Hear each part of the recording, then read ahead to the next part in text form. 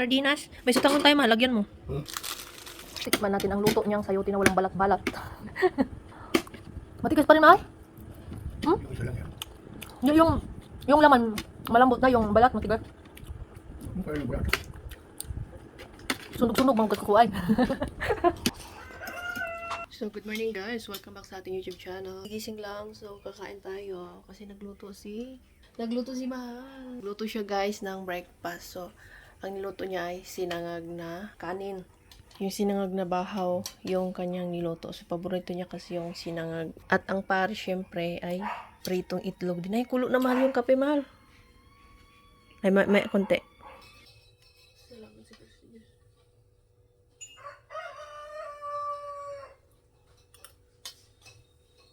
Pag ako nagsinangag at matabang, dagdagan niya yan ng asin. So, mas gusto niya talaga na medyo maramdaman yung alat ng sinangag. Serving coffee.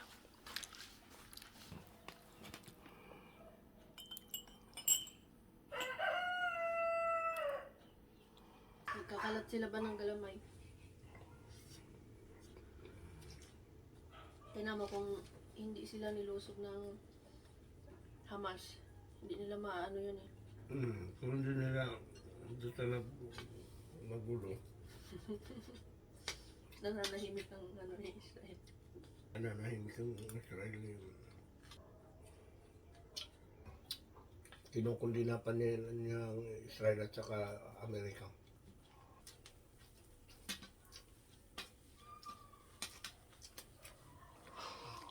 Yes, tapos na kayo may mga breakfast, no? Sarap ng kape ni Palalabo, naubos. So ngayon, hindi pa yun basta-basta lalabas kasi manonood pa yun ng balita. And then ako naman, pupunta na ako dun sa labas magpatuka sa manok. Magtitiklop muna tayo ng kumot bago tayo lumabas ng bahay.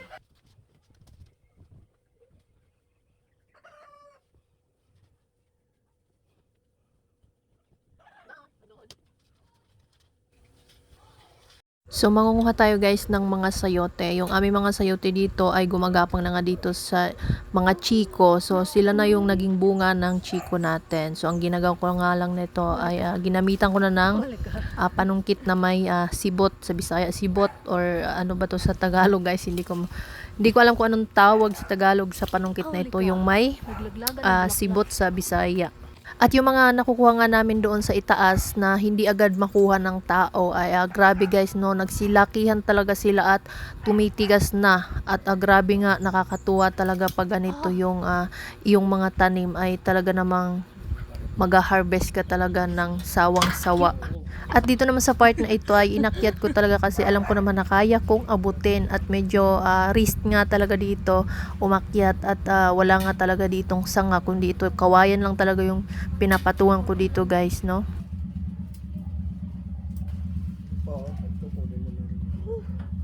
Ayan na guys, tigas.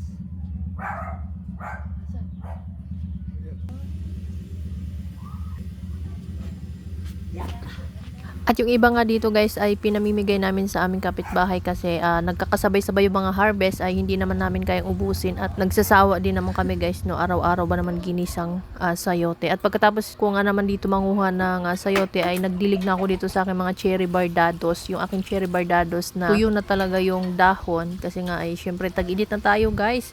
At ito yung aking sili na labuyo ay kailangan na rin nila ng tubig at uhaw na sila. At ito na nga yung aking pinakamalaking cherry bardados na hindi pa bumunga at napatungan na nga ito ng mga sayote. At yung talong natin ay survive pa rin natin to guys. Alam natin na makakasurvive pa ito. At dito naman tayo sa chisa. Yung aking chisa seedlings dito ay susurvive ko din ito sa tag-init. Kasi ito guys ay pinaghirapan kong itanim yung buto. Matagal din tumubo yung buto ng chisa. So, sa mga naghahanap ng chisa. So guys, message nyo lang ako dyan or comment kayo dyan sa comment section para makita ko yung inyong comment at ilalagay ko yung aking Facebook account dyan sa comment section. At tapos na nga tayo magdilig ng chisa at dito naman si Mahal ay nagluluto na. Sardinas. May sutanghon tayo, Mahal. Lagyan mo. Sutanghon. Meron ba? Oo. Ano ko wala?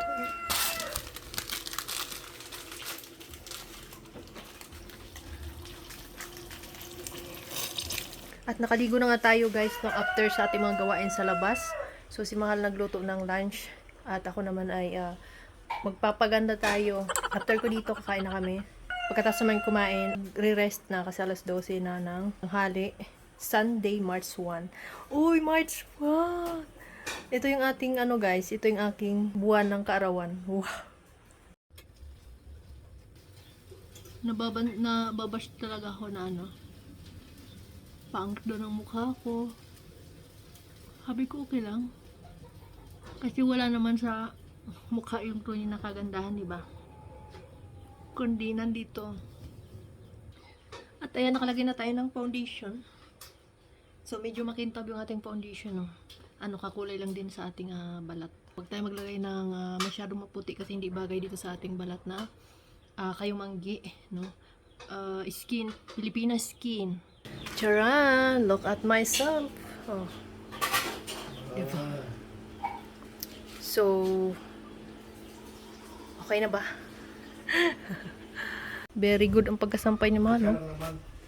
So, i-check natin yung manok ni Mahal dito kasi mabibilad siya ng araw. Uy!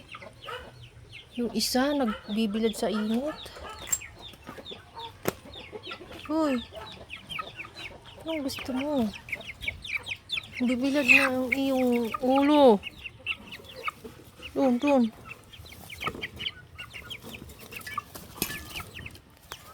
Nagbibilad ka talaga? Nagtampo ka sa akin? Dahil tinalian kita? Ha? Nagtampo ka? Nagtampo ka? OMG guys, may itlog. Ayun, may itlog. Kunin natin. Tsa! Magpipik tayo ng egg. Akin na yan. Oh, laki. Laki ng aking Buff Orpington, no? Nak? So, ito yung itlog ng golden lace. Ito yung mga golden lace, guys. Na mga hen, 4 na hen yan. Tapos, kinulong ko yung isa kasi yun lang kasi yung unang umiitlog kaysa dito sa 3. Ito, mas bata-bata pa to. So, i-crossbreed natin dito sa orange na yan. Para makita naman natin ang upgraded na labas ng English Buff Orpington and Golden Lace Orpington. Golden Lace yan. Ito yung Golden Lace na roaster. Malaki siya. Ayan. Ito yung hen. Yan yung hen ng ating Golden Lace. So, akin lang itlog mo ha. Itatago ko. Baba, gustong habulin. I got one from Golden Lace Orpington. So, let's eat guys. Kakain na kami ng lunch. Ito na yung luto ni Mahal. Emergency ulam. Ginisang sardines na may sutang na may sayote. Man natin ang luto niyang sayote na walang balat-balat. Matigas pa rin, Mahal? Yung isa lang yan. Yung laman, malambot na. Yung balat, matigas. Mukha yung bulat.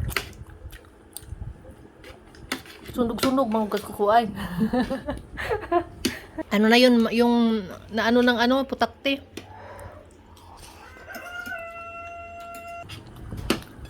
Talaga, the best. Emergency ulam, ginisang sardinas na may sutanghon. Buhi ng kinabuhi, day.